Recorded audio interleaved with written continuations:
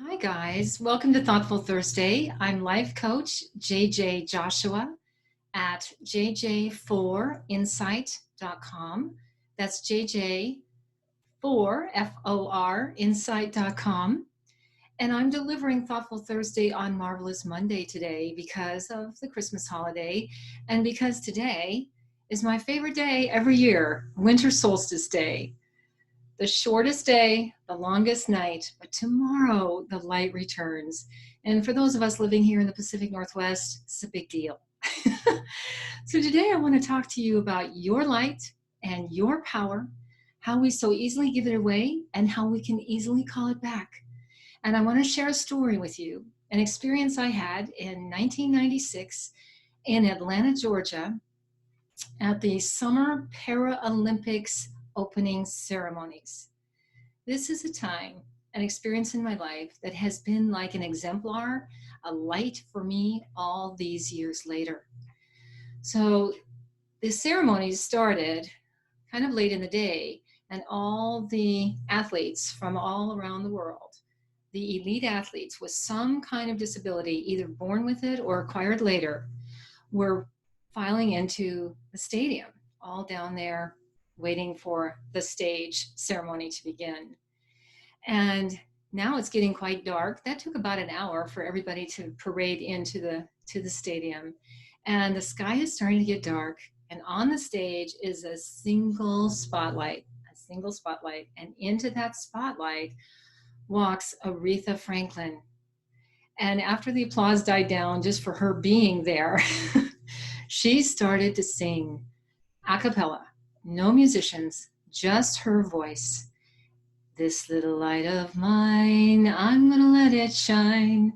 This little light of mine, I'm going to let it. And then, to her right, outside the stadium, was the 3-story high Olympic flame cauldron structure. And that will burn for the entirety of the Paralympics Games. And we see a young man who is paralyzed from the waist down, climbing hand over hand, a rope 3 stories high, and attached to his leg, he has a little gizmo that's holding the lighting torch. So when he gets to the top, he'll be holding himself with one arm and lighting the flame. So he's climbing, we've got the light on him, and Aretha's singing, and she's getting louder and a little louder, and then magically every aisle in the stadium fills with 5,000 gospel singers from all over the South.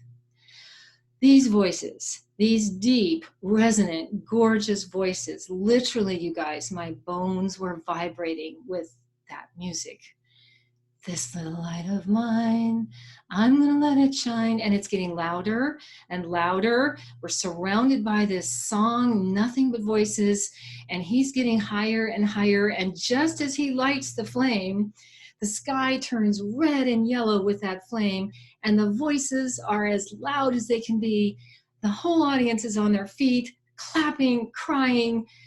It was existentially incredibly transformative, just being there.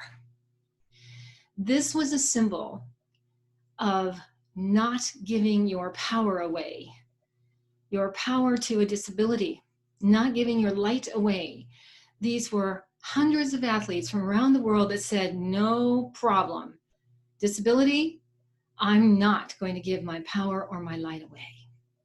I'd like to share with you today what I mean by power and what I mean by your light. So on this shortest day of the year, I'd like to start with your light. It's ineffable. There's no words to describe it. I believe, after 35 years of spiritual studies, that we are all born with this light, that it doesn't have to be earned or learned, that it is intrinsically there along with your worthiness. And I think this is true also for Hitler and serial killers and for the bully on the playground. All of us have this light that has power that there are no words for. It is love. It is light. It is the light that allows a single parent who hasn't slept in 2 days because his or her child is ill but has to get up and go to work. It is a love and a strength and a power that cannot be described. But where is the power? How do we have power? We have power in only one thing here: choice. We have the power in all of our thoughts, words, and deeds to either choose the darkness, to be a victim to our circumstances, which those athletes did not do, or we have the power to choose our strength and our light and follow that. It is a moment of choice. We have to choose the light and the power in us all day long. We make thousands, millions perhaps, of choices all day long, but the most important one you'll ever make every day, and I recommend you start your day that way, is the choice, choosing to stand in your power and in the light within you, and let your little light shine. Let it emanate out from you in all your thoughts, words, and deeds. It really is as simple as a choice. Now, there are some circumstances in life, such as being under the influence of drugs or alcohol, some illnesses, that we don't necessarily have our frontal lobe choice operator on board. But most of the time, we have that choice, and we have the power and the light. So here we are, December 21st, 2020, after what seems to be a very dark year. And it's not over yet. We're heading into the full winter season, and with all the political and social unrest, we have the power to overcome any disability, to shine our light no matter what.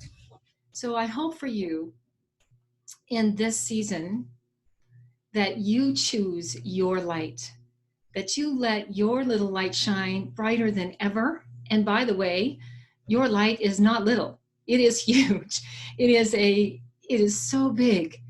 As a life coach, I often work with people that come to me, and as an intuitive life coach and an energy reader, and they want to know what their life's purpose is.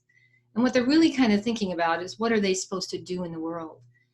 But I've come to understand that we all have the same life purpose, and that is choosing that power, choosing that light, and letting that lead us. And when we do that, we can't go wrong. Thank you so much for joining me today. I wish you the happiest holidays. But in my heart, from my heart to yours, I see you letting your light shine, standing in your power no matter what happens, being strong. Because when you're strong and in your light, we are all lifted, just like what happened to me in that stadium that day. Thank you for clicking in. As always, being kind to your mind. Ta-ta for now.